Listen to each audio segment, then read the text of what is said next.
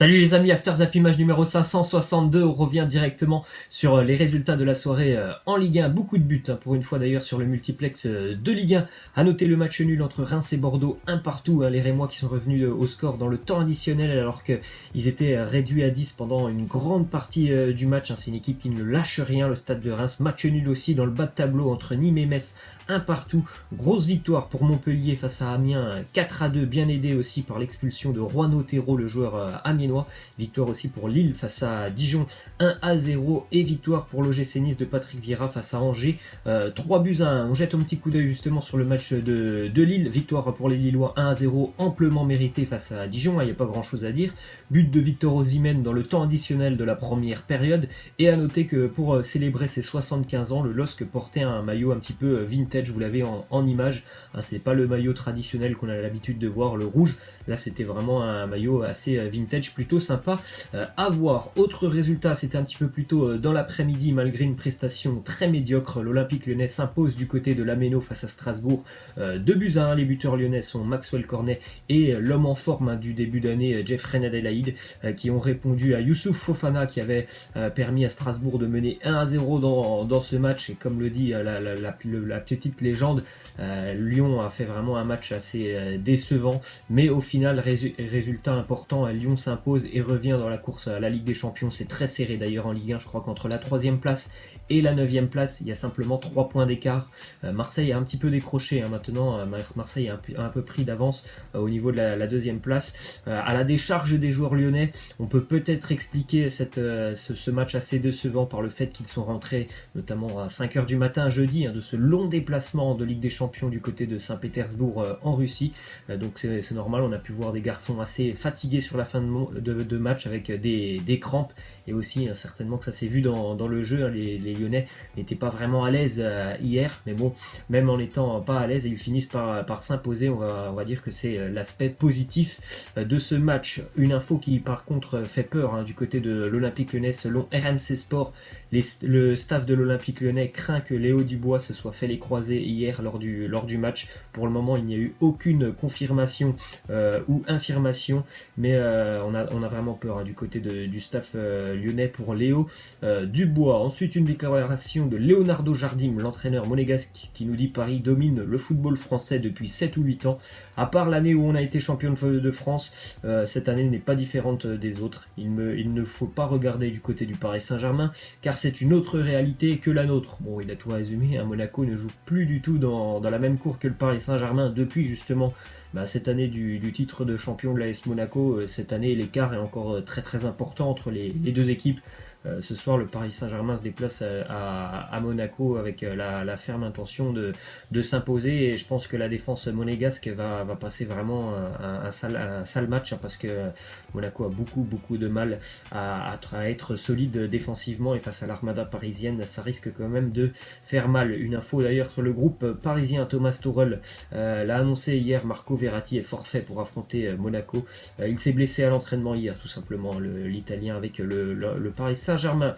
On continue donc avec les infos qui concernent l'Euro 2020. Le tirage au sort a été effectué hier soir. Si ça vous intéresse, on avait fait une vidéo sur la chaîne de mon frère, où on évoque tous les groupes. Là, on va surtout parler du groupe de l'équipe de France, mais donc si vous voulez revoir cette vidéo, elle est sur la chaîne de mon frère. Le groupe de l'équipe de France, c'est pas compliqué, c'est le groupe de la mort. Il a été qualifié comme ça puisque on a l'Allemagne, la France, le Portugal et un barragiste à connaître. Un barrage, ce sera au mois de mars. On a l'Allemagne, championne du monde 2014, le Portugal, champion et donc des derniers vainqueurs de l'Euro 2016, et la France, championne du monde 2018. Donc c'est quand même un groupe très très compliqué pour l'équipe de France. On aura aussi les retrouvailles et la revanche de cette finale de l'Euro 2016 entre l'équipe de France et le Portugal qui nous avait battu au Stade de France 1-0. C'est un match qui avait vraiment marqué Didier Deschamps, ce France-Portugal. Je peux vous dire qu'il l'avait encore en travers de la gorge pendant quelques années. Je me souviens de certaines déclarations de Didier Deschamps. C'est certainement ce match qui l'a motivé à aller chercher ce titre de champion du monde, avec cette manière de jeu, on va dire, lors de la Coupe du Monde. On a une déclaration de Hugo Lloris qui nous dit: on entrera tout de suite dans le vif du sujet avec ce match face à la sélection allemande. On finira aussi face au Portugal. C'est un tirage très difficile, mais en même temps, c'est excitant parce que ce sont des grandes nations que l'on va affronter. Il a pas tort, hein. On espère d'ailleurs qu'il sera de retour. Hugo Lloris, il est toujours blessé, mais normalement, il devrait bien évidemment être de retour avant l'Euro. C'est bien évidemment un tirage très compliqué pour l'équipe de France, mais en même temps, bon, l'équipe de France, il me semble, elle est favorite de ce groupe. Ils sont champions du monde, les Bleus, faut pas l'oublier. C'est un tirage compliqué, mais c'est quand même l'équipe de France qui me semble est favorite de ce groupe. On continue avec une déclaration de Didier Deschamps qui nous dit c'est le groupe le plus difficile, mais on doit l'accepter, un groupe compliqué sur le papier et par la qualité de ses deux adversaires et le résultat sur le plan européen et mondial. On est peut-être dans la pire des configurations avec le barragiste qui pourrait aussi être le meilleur des barragistes. Il n'a pas tout à fait tort, j'ai plus la liste en tête, mais il me semble qu'on pourrait notamment attraper la Roumanie ou pourquoi pas la Hongrie qui pourrait d'ailleurs jouer si la Hongrie se qualifie à domicile. Donc Roumanie ou Hongrie, il me semble que oui, ce sont quand même deux grosses sélections par rapport aux équipes qu'on peut avoir sur ces barrages. Après, voilà, ça restera un super groupe à jouer. On a une déclaration du sélectionneur allemand Joachim Löw qui nous dit oui, la France est la meilleure équipe du groupe, ils sont champions du monde et brillent depuis 3 ou 4 ans, ce sont les favoris du groupe. Je pense que oui, il a raison, hein, Joachim Löw. Malgré qu'en France on ne soit pas ravi de ce tirage au sort, il faut bien se dire qu'on est les favoris du groupe, hein, on est quand même champions du monde et finaliste du dernier Euro, donc forcément on sera l'équipe à abattre dans ce groupe. On continue avec un résultat en Liga. Le Real Madrid s'empare de la tête du championnat. Le Barça jouera ce soir du côté de l'Atlético Madrid, un gros match pour les Catalans ce soir. En attendant, le Real a repris la première place en Liga grâce à une victoire hier du côté d'Alaves, 2-1. Les deux buteurs sont deux joueurs du secteur défensif, Sergio Ramos et Dani Carvajal. On continue avec une déclaration de David Seaman, ancien joueur d'Arsenal, qui nous dit « Je suis sûr que les fans d'Arsenal adoreraient voir Patrick Vieira revenir au club. Le connaissant, je pense qu'il serait l'homme qu'il faut pour les Gunners. Les Gunners qui joueront donc sans Unai Emery ce week-end. Il a été limogé, ça sera Freddy Ljungberg. Lui aussi, c'est une légende d'Arsenal qui sera sur le banc de touche ce week-end, épaulé par Per Mertesacker. Mais du côté de la direction des Gunners, on cherche quand même un autre remplaçant à Freddy Ljungberg. Pour le moment, ça serait plutôt une solution provisoire, on va dire, le poste de Freddy Ljungberg. Une info du côté de Liverpool, le doublé pour Virgil van Dijk hier face à Brighton. Liverpool s'impose 2-1 et donc 2 buts du grand défenseur néerlandais. Ensuite, on a d'ailleurs une statistique sur Liverpool qui est invaincu lors de ses 31 derniers matchs de Première Ligue, égalant la plus longue série de l'histoire du club. C'était aussi une série de 31 matchs entre 87 et mars 88. Donc voilà, série qui arrive à égalité pour les Reds. Match important pour Liverpool, ça sera mercredi du côté d'Everton, le derby de Liverpool. Est-ce que les Reds vont passer donc cette barre des 31 matchs invaincus en Première Ligue? On verra ça mercredi. Et une info aussi sur le match de mercredi, puisque Alisson Becker a reçu un carton rouge hier, le gardien de Liverpool. Il a fait une main hier en dehors de la surface, une main totalement volontaire.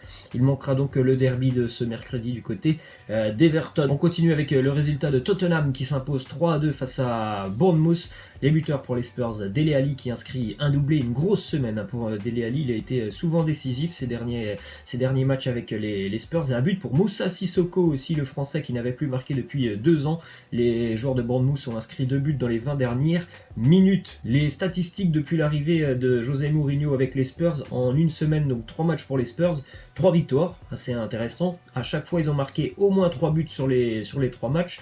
Et puis à chaque fois, ils ont aussi encaissé 2 buts par match. Donc voilà, il y a des choses à corriger, surtout dans le secteur défensif. Offensivement, ça va plutôt pas mal quand même pour Tottenham. Une info hier de Kevin De Bruyne qui a marqué un but somptueux hier. D'ailleurs, du côté de Newcastle, je vous incite à aller le voir.